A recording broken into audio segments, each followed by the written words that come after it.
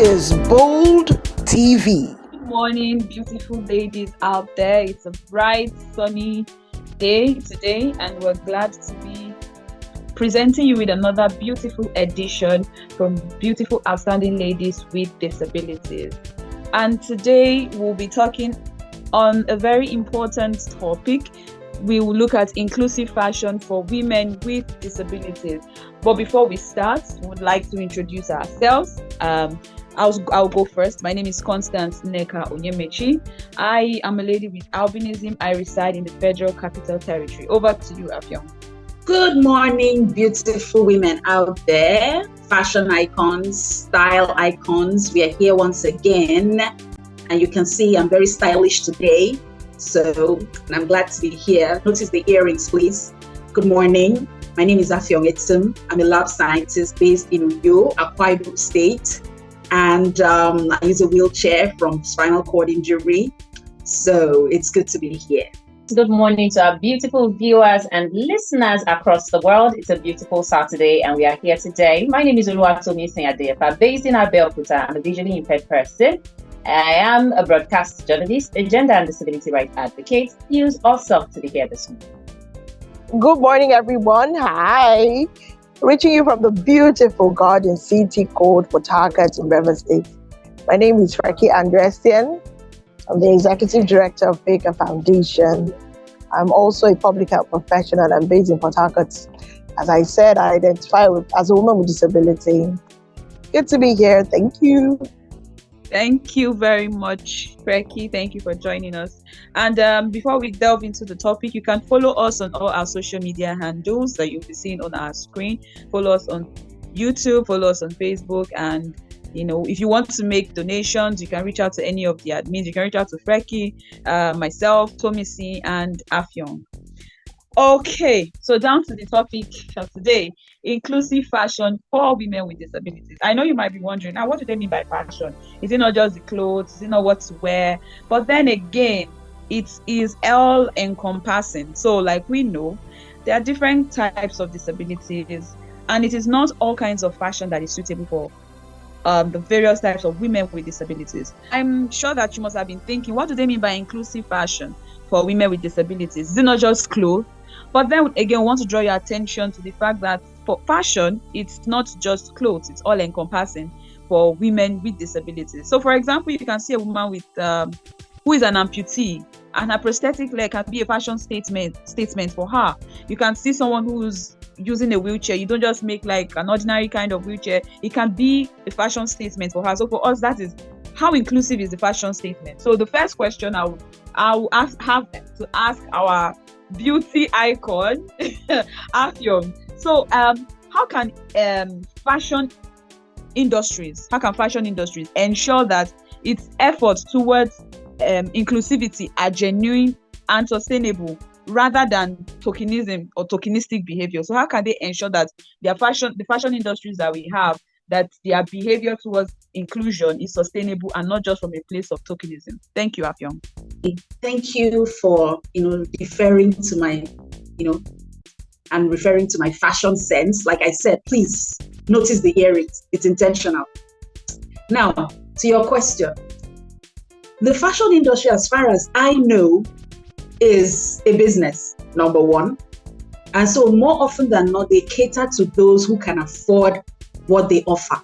But I think that one way they can, ensure inclusion, for the diverse groups of people and communities we have, especially within the disability community, is through the vehicle of dialogue. But more often than not, the responsibility lies with those persons with disability.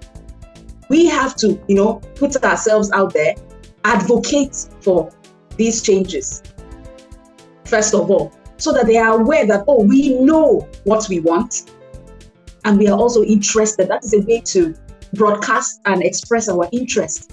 Because like we often see, there are lots of stereotypes. People just think that persons with disabilities, that we just wake up, and maybe they think we don't even brush our teeth. I don't know. We'll talk about that one another day. But they probably believe that persons with disabilities, style and disability don't often go together in the same sentence. So I think that the first thing would be for us to be able to hold the fashion industry accountable, we would have to, first of all, advocate and speak up and express, our desire and our ability to also, showcase style and fashion. And that would start with, probably pageants, including allowing persons with disability to also be part of mainstream pageants, not just having pageants for women with disabilities, number one. And then I think when, if more of us were involved in modeling, because I know there are lots of us who are capable of this. If more of us, someone like Tommy that is wasting the height God gave her, if more of us were involved in this, I think that would draw the attention of the fashion industry to us, regardless of disability. So I think the key thing would have to start with us in the disability community, putting ourselves out there and showing that, look, we don't just throw things on our bodies. We are intentional when it comes to our style. Thank you. Thank you very much, Afyong. From everything you said, I can actually pick a lot of things. You said it starts from persons with disabilities themselves advocating, and after advocating, there's the dialogue. The dialogue between the fashion industry and persons with disabilities, and then being included in mainstream pageantry, and not just a pageantry that they'll say, okay, women with disabilities, okay, come and do this. What's that thing called again?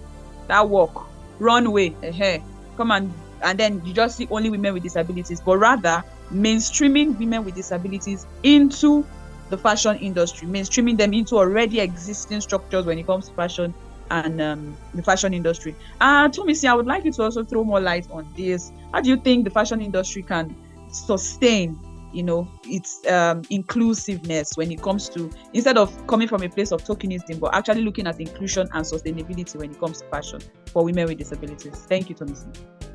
Thank you very much, Constance, for that question. And I would say that just like, people in the fashion industry will make dresses per size. They have the size 10, the size 12, size 22, size 2, just like they will make for different heights. A particular dress can come in so many variances for different sizes, for different heights, and all of that. It's the same way they are also going to be including persons or women with disabilities in their design.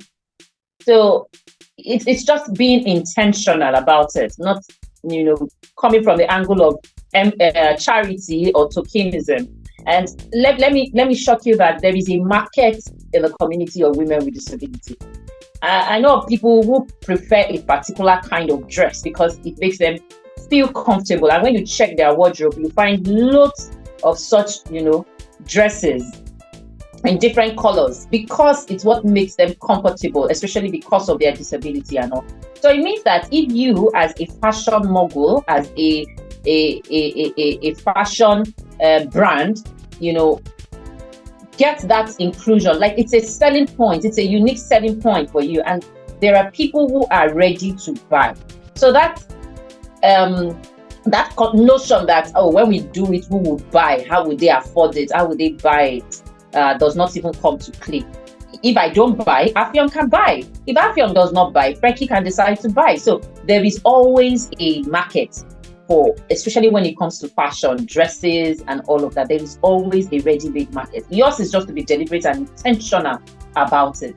And then I also know of some, women with disabilities who are into the fashion businesses too. Maybe as a tailor, as a designer, as a model. The onus is also on such people to begin to think inclusion in what they put out there. Start small, start within your community. If I am a tailor with a disability, how about, just sitting down to design something for another woman with disability that would make her comfortable, that will make her stylish, regardless of her disability. So we also within our own community can start that business. Let us lead and watch others follow, because once the people out there knows that there's a ready-made market in this community, trust me, they'll jump on the train.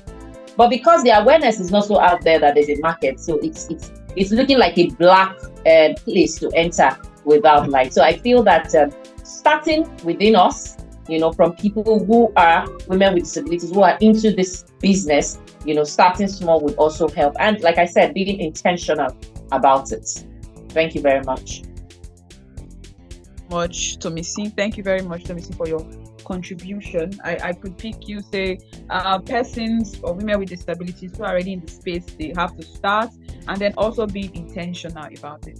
And I would like to chip in that the fashion industry, there's always been some kind of beauty standard. Okay, you're slim, this is the perfect person, you're tall.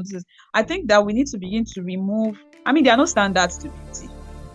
You can be beautiful even while you are large or big, on the big side. So I would like Frecky, please, can you add to this particular question before we move to the next one? Okay, thank you very much. Okay, so to respond to the question, I think it's important for us to actually define what the inclusive fashion is. And I think when we think inclusive fashion, we should think about the continuum that's along the value chain of fashion, whether as a producer of fashion or as a consumer of fashion, because persons with disabilities can function, like Tomitin said, on any level, whether you're consuming fashion, whether you're producing it, or whether you're showcasing it. For the issue of infiltrating the fashion industry, I always take the responsibility and I give it back to us. There's nobody that is going to come and invite you to model. There's nobody that is going to ask you, because of the defined standards of beauty, as it were, from time.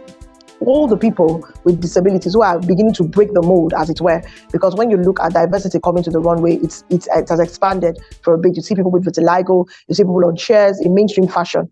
They didn't wait for it to be handed it to them. So I think that if we want inclusive fashion, at a point we need to begin to take what we want, as it were, and that is with respect to showcasing fashion. When people begin to see the variations and the diversity that comes with fashion, with styling, with stylization, they begin to see that dress sense may not just be tailored to one demographic or a set of people, a group of people. Now, I'm just talking about showcasing. Now with consuming, what I know about consumption is that people that consume a lot of time determine style. Let me explain. Wheelchairs were not made without people demanding that it was necessary for them to move from point A using wheels, and it has continued to be better. So we can begin to put styles out there. After all, if you go to the if you go to the tailor, you are the one that ends up choosing what you want. So you can begin to be an initiator of styles, inclusive fashion, even in your own space. For example, I know a person who designs fashion that allows people that are quadriplegic or do not have fine movement to be able to easily, so they do the shirts that have Velcros, so it's easy for them to just pull off and things like that. That did not come from a person without disability. That came from a person with disability that had the need and was tired of struggling with buttons.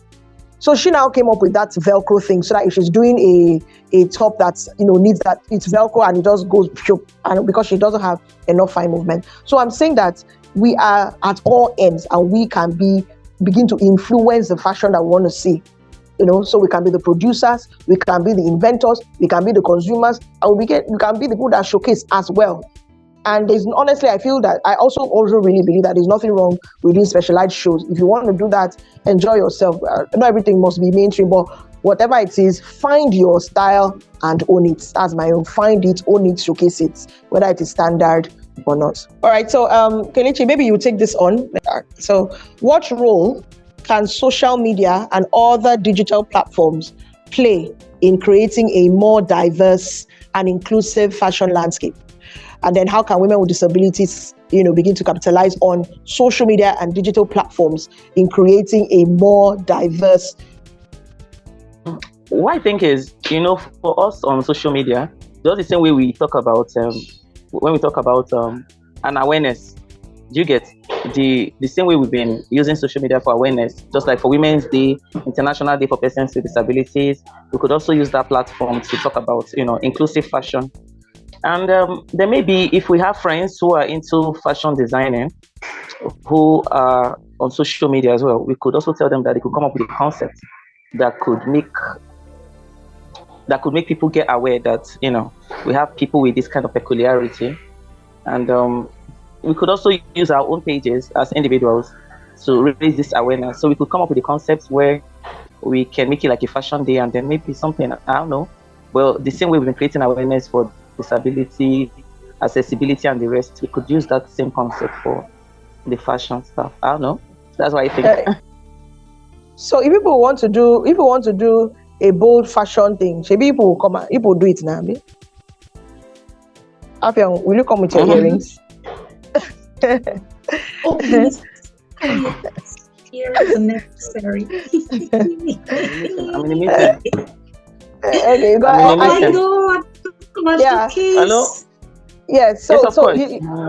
yeah. So that question, that what you said is legit. It really starts with, apart from individual pages, you can reach out to people that have fashion houses and speak to possible collaborations on how they can begin to project inclusive, fashion. And I mean, everybody. I mean, Constance, you take awesome picture. Everybody here really. So we can even begin Fashion, to yeah. be I ambassadors. don't know if you know BC Alimi. BC Alimi wanted to do something like that.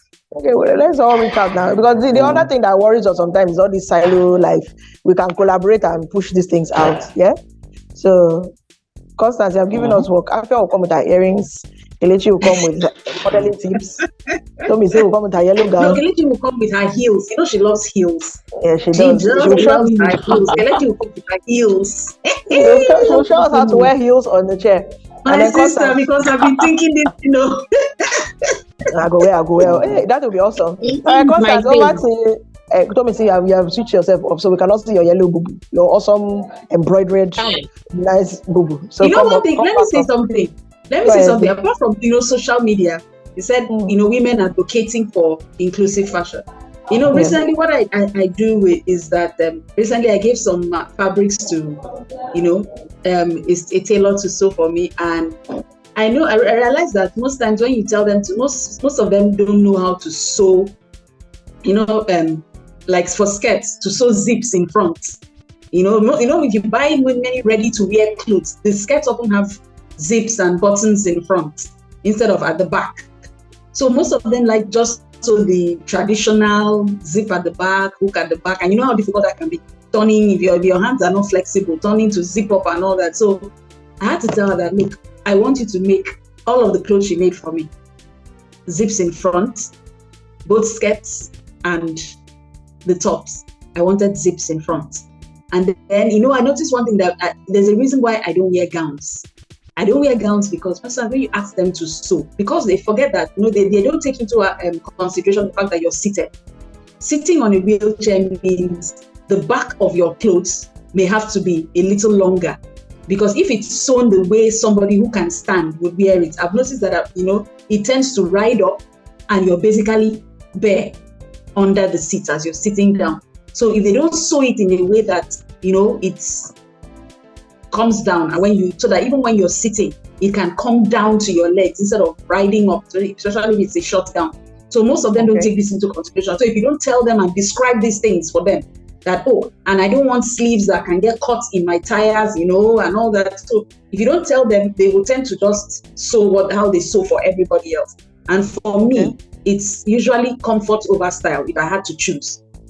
I'd rather have the two, but if I had to choose, I would go for comfort. So if you sew something and I can't move in it, and it hinders me from wheeling myself, I will tell you, please change the style. Let's go for something that I'll be comfortable in, and do not hinder me from movement.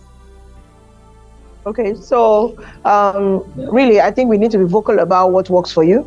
Not one size fits all. That's not what we're doing here. When inclusive fashion cannot be like that. Not all disabilities are the same. And if we begin to talk, that's why I said find your style, know what works for you so that you can vocalize it.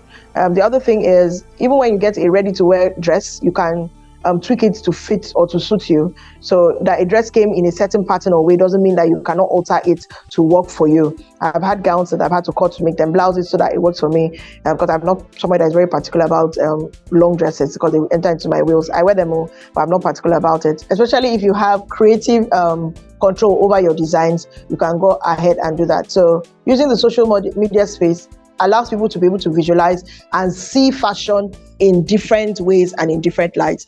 You have to be very explorative so that you can find what works for you.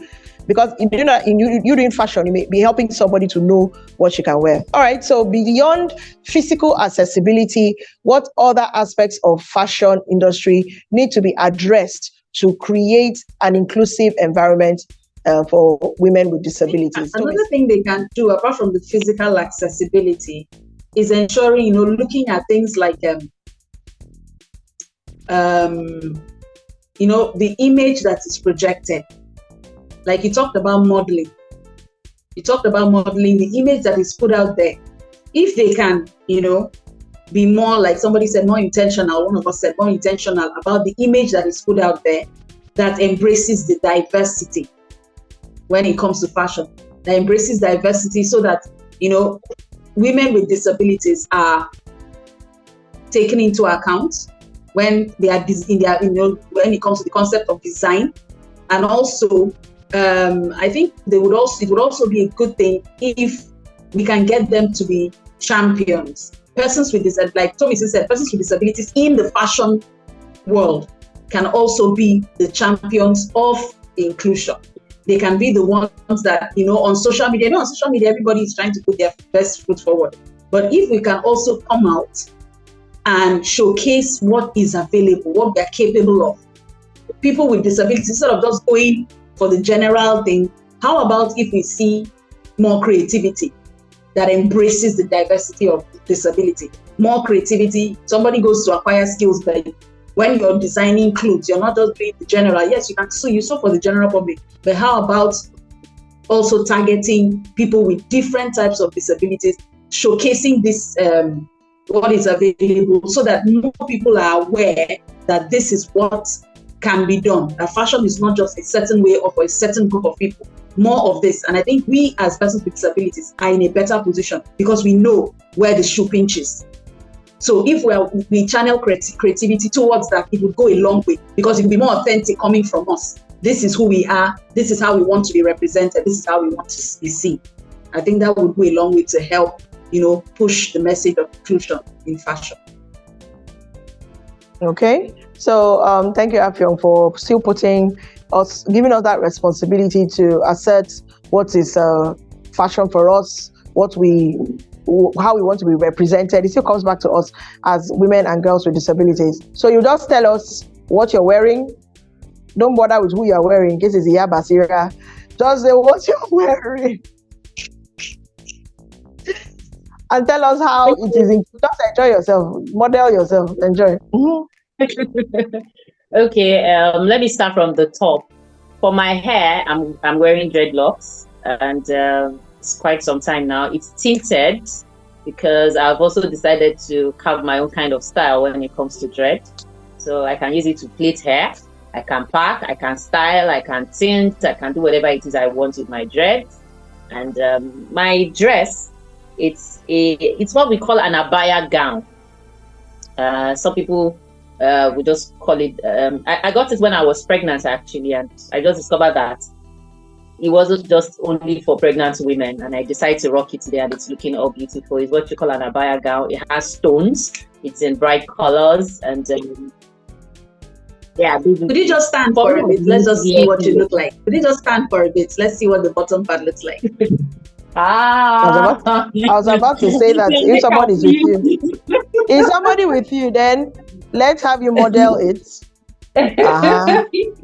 So you can see it's a free, very free gown down like that. It's very long, and with my height, I think I rock it well. I do not do heels, basically because I want to be very comfortable. I do not want to be watching my feet when I'm walking. So most of the time you see me wear flats, whether shoes, sandals, or slippers. These days I try to do wedges, but that would be when I have, a ride coming to pick me and dropping me. It wouldn't be me trying to navigate the Nigerian roads with heels or wedges. No, if I don't do that. So I try as much as possible to dress for the occasion, because you also have to be conscious of that. So today I'm just dressing for the recording. I have my small dropping earrings. I don't know, but I know I inspired Afyong. So Afyong that was inspired. Take the baton and tell us how as the earring inspired you. Tell us that why you now did 3 layers when Tommy season is 2. Oh my God! You now went for extra height. Let me follow Tommy's sequence. Today, I just got my hair locked. I'm just starting the journey. My seniors are here. Just started the journey. And there's also tinted. I don't do black. I'm not mourning. I love colors. So my hair is, tinted blonde. And I'm rocking this nice pair of glasses. And then for the earrings, the iconic earrings. Oh my God. They're dangling with beads, and then they have this like an amber stone at the end. And then for my outfit, like I said, I love comfort. I don't want style to kill me. I will not die for shakara. So I'm wearing something, a very free top. You know, it's a bit transparent, so I have an inner wear inside. It's very free. The sleeves, you know, give me a lot of range of movement, so I can I'm very free. Okay. I can shift backwards a bit. Okay, let me see if I can I'm trying to see if I can set this so I can see better. Oops. And there goes the Hold ball. My dear, trying to do photography and videography work is not easy. It's not easy something. I want it to stand so that I can show you better. So this is me. If you can see me, this is the most I can do. My table is a bit peculiarly division. So this is me, my outfit. That's what I look like. So Awesome. that's Okay, how so I guess it's fine I am today. You are beautiful. Okay, so you can still hear me. I took off my earphones so that I can shoot a bit. So I'm wearing an Ankara inspired top. It's Ankara material in green color, patterned with different shades of green and black. I'm known for a lot of my peplum Ankara tops. It's elbow. The hand stops at elbow, and it has some ruching and leafing on one side. For me, I like peplums that my zip is in front, because it makes me able to just get into them, zip up, zip down, and go my way. I'm pairing this peplum top with my that's my bag. I have a Gucci inspired bag in an LV. So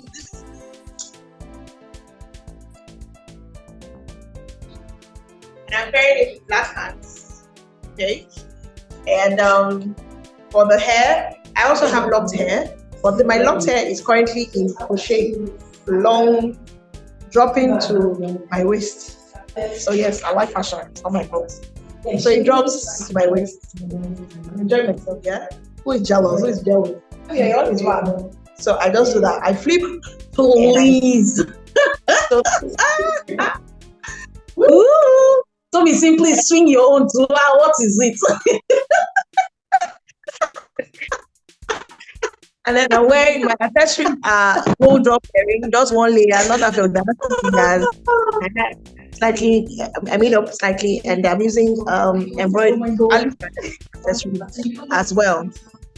So that's my style. And you can see my shoes. These are my shoes. I love shoes, so it's a thing. So if you see that I don't do barefoot, can you see my shoes? My shoes must show because they're very bad. Yeah. So yeah, I came for this fashion seller. See, you have a market already. Market for shoes, jewelry. I'm very intentional with fashion because I believe that people are addressing you the way you're dressed or they see it.